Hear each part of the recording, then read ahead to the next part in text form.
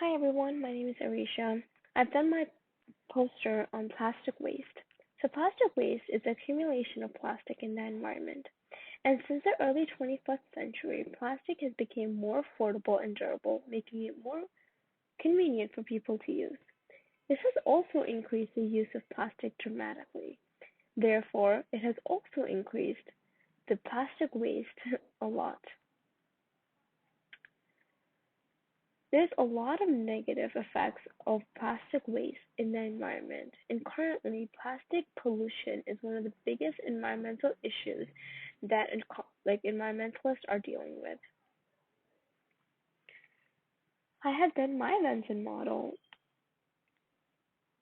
on how plastic ends up from production to either landfill or recycling, and I have proposed a policy with the goal to reduce the amount of plastic that ends up in the system to, to, to through production every year. I'll zoom into my model right now. So my model, just to go over it a little bit.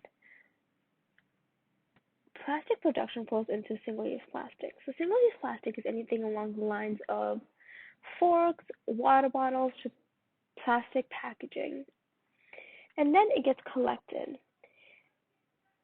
or it gets wasted, collected into waste. Anything that gets into plastic collected gets sorted in three different categories, which are high value plastic, neutral value plastic, and negative value plastic. Majority of high value plastic ends up in recycling. Some of neutral value plastic ends up in recycling. The other ends up in landfills or waste collected. Majority of neutral value, negative value plastic gets collected into waste collected.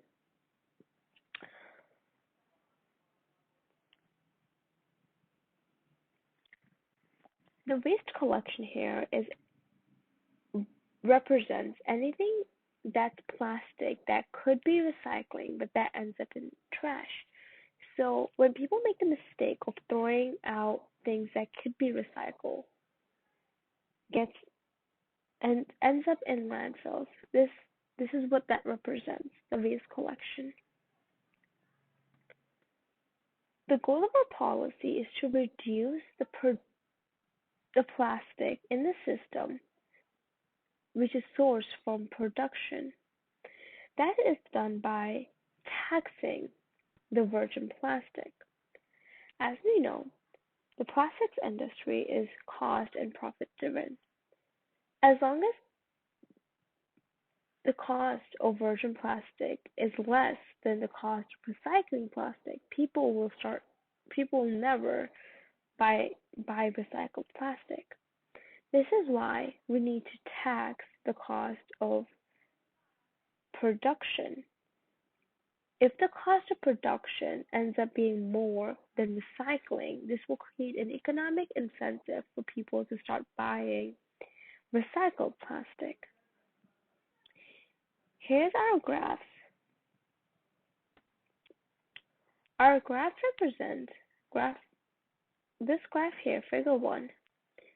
This represents the waste collected over several years.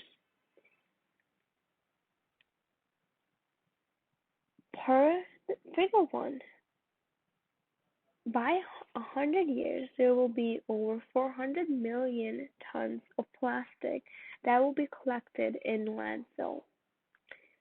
Here, figure 2 predicts that with the current system, over 100 years, only about 400,000 tons of plastic will be recycled. When you compare the two, the ratio is 1 to 10.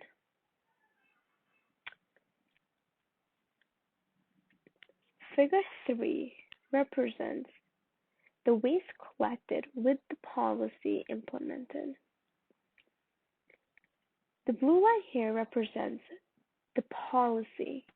With the policy implemented, there will be, after 100 years, there will be a little over 200 million tons of plastic that will be collected in landfill. Figure 4 represents that over 100 years, 200,000 tons of plastic will be collected for recycling or will be recycled. Although the rates here for recycling is still the same, a total of less plastic is in the system.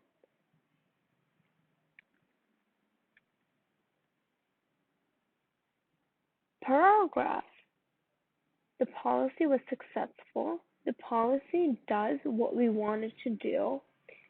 It reduces the overall plastic in the system.